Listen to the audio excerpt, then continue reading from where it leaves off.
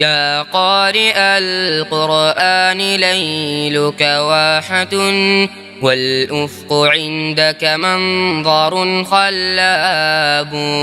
اقرأ كتاب الله فهو شريعة، من دونها نهر الحياة سراب.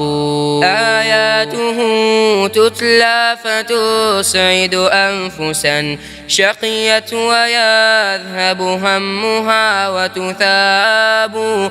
في القرب منه سعادة ولذاذة، والبعد عنه تحسر وعذاب.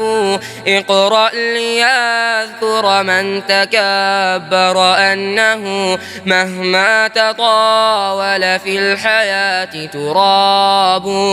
اقرأ ليفهم من يحيد عن الهدى أن الولاء لمن إليه مآب. أن الولاء لمن إليه مآب. اقرأ لتنقذ أمة في دربها تتثاءب الأزلام والأنصاب. لعبت بها الأهواء فهي شقية بقعودها وعدوها وثاب.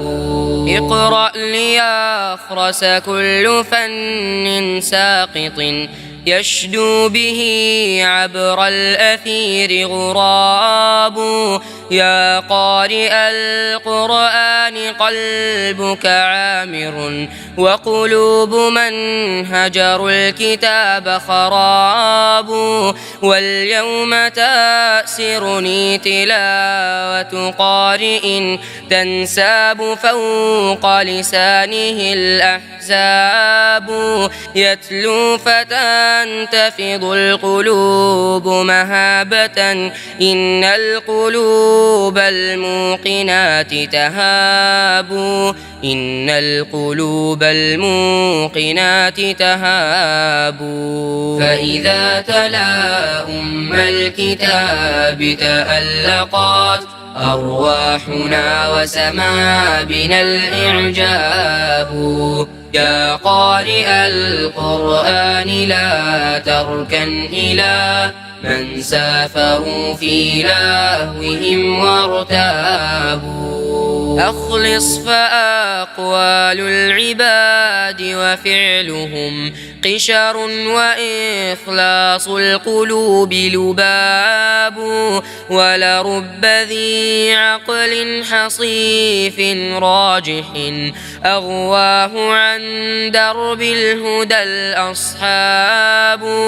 ما قيمة الإنسان إلا بالتقى، فأمامه تتضاءل الأنساب.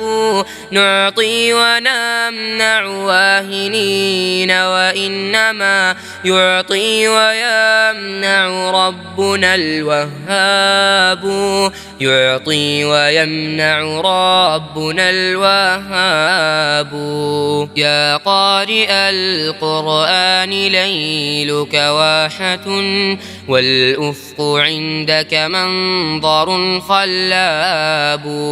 اقرأ كتاب الله فهو شريعة، من دونها نهر الحياة سراب.